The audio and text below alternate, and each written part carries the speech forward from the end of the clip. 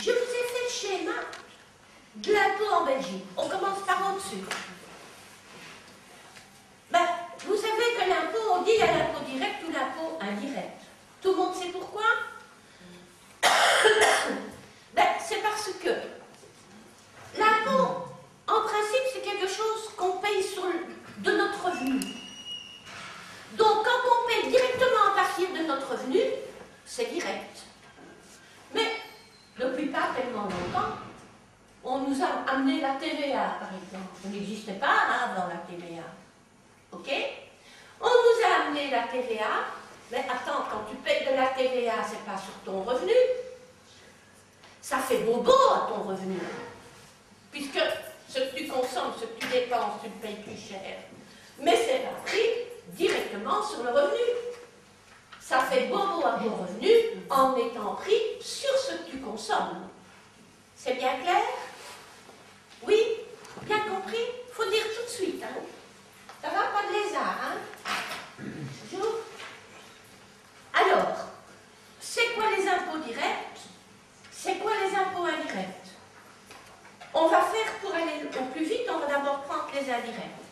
Les impôts indirects, ce sont les impôts que l'on paye sur la consommation, ou bien c'est des impôts que l'on paye, c'est un peu la consommation aussi, sur la transmission de la propriété, c'est-à-dire quand on vend une maison, etc. Et puis c'est toutes les taxes qu'on multiplie. Alors, je vous dis, l'impôt sur la consommation, c'est la TVA. Et je vous dis, la TVA, c'est un impôt proportionnel. Et regardez un peu dans toutes les autres colonnes. Je mets chaque fois en gras, progressif, progressif, proportionnel, dégressif. Qu'est-ce que ça veut dire tout ce machin-là? C'est essentiel, parce que vous allez comprendre pourquoi la population paye tant. Vous allez comprendre pourquoi quand on nous met de la TVA et des taxes, c'est encore la population qui paye et que c'est fort injuste. C'est la philosophie de l'impôt. Comment un État démocratique a-t-il décidé de réduire les inégalités? Tout simplement, en se disant, celui qui gagne peu, on va lui prendre peu. Et celui qui gagne beaucoup, on va lui prendre beaucoup. D'accord? Mais il ne faut pas que ce soit non plus proportionnel. C'est-à-dire, je gagne 10 000, il gagne 100 000. Si c'est proportionnel, ça veut dire que la taxe, c'est par exemple 10%. OK? Quand je gagne 10 000 et qu'il gagne 100 000, il gagne 10 fois plus que moi. Compris? Si la taxe est de 10%, lui il paye 10 000, moi je ne paye que 1 000. OK? Vous allez me dire, ben, l'impôt est progressif, il a payé plus que moi. Non, l'impôt, oui, il a payé plus que moi. Mais les inégalités sont restées les mêmes. Quand il a payé ses 10 000, il lui reste 90 000. Et moi, quand j'ai payé mes 1000, il me reste 9000. Donc, il gagne toujours 10 fois plus que moi. Vous avez bien compris? Oui? Bien compris? Oui? Moralité, pour que l'impôt réduise les inégalités, eh bien, on va dire que plus on gagne, vraiment plus on paye de l'impôt. Et on va dire, par exemple, Vicky, toi tu gagnes 10 000, on te mettra 10%, mais lui, il gagne 100 000, on va lui mettre, je dis n'importe quoi, 50%. Là, on rabote les inégalités. D'accord? Parce que lui, il lui reste 5 000, moi, il me reste 9 000. Vous faites, ok? Il me reste 900, ok? Donc, 905 000, maintenant, il gagne 5 fois et demi, plus ou moins, plus que moi, plus 10 fois. Vous me suivez toujours? Donc, en principe, l'impôt est progressif. Mais vous allez voir qu'il y a 2 poids, 2 mesures à ce machin. Et je reviens à ma TVA. La TVA, vous avez compris qu'il faut que l'impôt soit progressif. Et la TVA, à votre avis, c'est un impôt progressif? Non. Elle a acheté du pain, elle a payé 6% sur son pain, moi aussi, lui aussi, et Rothschild aussi. S'il est en Belgique pour le moment. Je ne sais pas qui c'est. D'accord? Vous allez me dire, ah mais non, Vicky, tu te plantes. Parce qu'il y a divers taux pour la TVA. Et le produit est de luxe, tu payes 21%, et il n'est pas de luxe, tu payes 6%, ou tu payes 12%, ok. Mais enfin, c'est plus vraiment des TVA de luxe maintenant. Presque tout le monde achète une voiture, ou profite de la voiture du copain ou comme, ok, beaucoup trop de voitures en chemin, ben, tout le monde paye la même TVA pour la voiture. Mais vous pourriez me dire que c'est un peu progressif parce qu'on paye plus on gagne. Plus on achète quelque chose de luxueux. Ça va? Celui qui ne consomme, celui qui est au minimum d'insertion, qui ne bouffe que des pâtes, de la margarine, de l'eau du robinet, qui est à chauffage parce qu'on lui a mis des réducteurs de machin, celui-là, effectivement, vous allez me dire, il ne consomme qu'à 6% ou à peu près. Allez, d'accord. Eh bien, moi, je vais vous dire que la TVA n'est ni un impôt proportionnel, ni un impôt progressif qui réduit les inégalités. C'est pire. C'est un impôt profondément dégressif. C'est-à-dire que c'est un impôt qui augmente les inégalités. Et or, on est tout le temps en train de nous en mettre plus de ce type d'impôts, TVA et taxes de toutes les sortes. Et on va nous en inventer. Vous allez voir, sous prétexte d'écologie et tout ce qu'on veut. Il ferait mieux de porter des vrais actes. Hein? Et je vous explique pourquoi. Imaginez, lui là, il dit trop rien. Non, je ne vais pas prendre lui. Je vais prendre rien. Moi, je suis au minimum d'insertion. Non, elle est au minimum d'insertion. Non.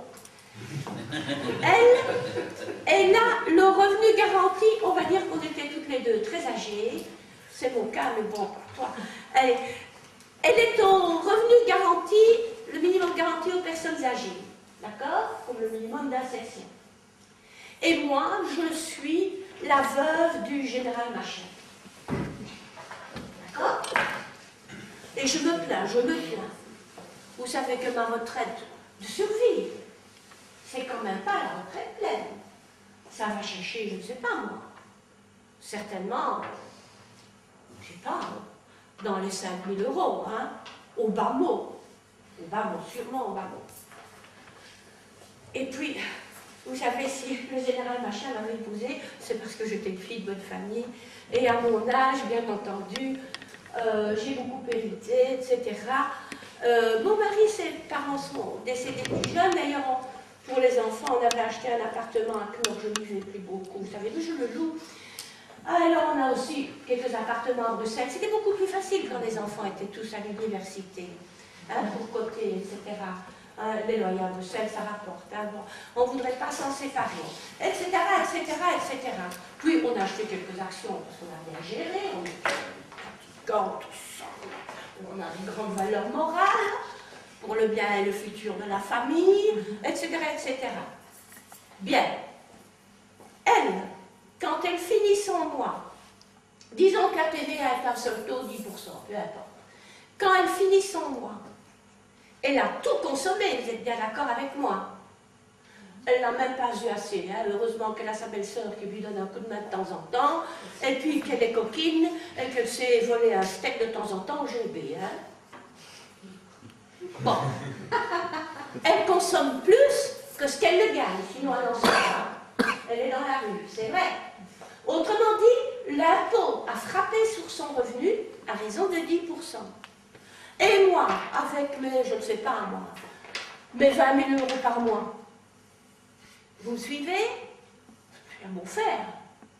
Je suis quand même économe, même si je vais au restaurant tous les jours à midi, où on me salue bien bas, même si j'ai gardé ma petite auto sans changement de vitesse, même si, je ne sais consommer qu'une part de mes revenus. Vous êtes bien d'accord avec moi? Imaginez même que je suis pleine de prodigalité à l'égard de mes petits-enfants, etc., et que je m'amuse et que je vais au théâtre, et que j'offre un verre, etc., que je dépense 50% de mon revenu. Sur mon revenu, la TVA aura rapporté à raison de combien de pourcents? si je dépense la moitié de mon revenu, une TVA qui serait de 10%, sur mon revenu entier, la TVA, elle est de 5%. Tu me suis? Si je paye 10% de 50%, je paye 5% de 100%. Sur mon revenu entier, la TVA étant de 10, je ne consomme que la moitié. Donc si mon revenu est 10, que je ne consomme que 5, je paye 50 cents. 50 cents par rapport à 10, c'est 5%. Et elle paye facilement ses 10%. Vous me suivez? C'est énorme ce que je viens de dire. Hein? Ça veut dire qu'on est là tous emmanchés. Revoyez le chiffre pour 50 milliards. Hein? Ok? C'est-à-dire la moitié de la fiscalité tantôt. C'était bien ça? Non. Allez, redites-moi. Oui, pour 50 milliards. Non, non, je dis une bêtise. Pour près de 40 milliards sur 100, on est dans un impôt totalement dégressif. Vive la démocratie, hein? Ok?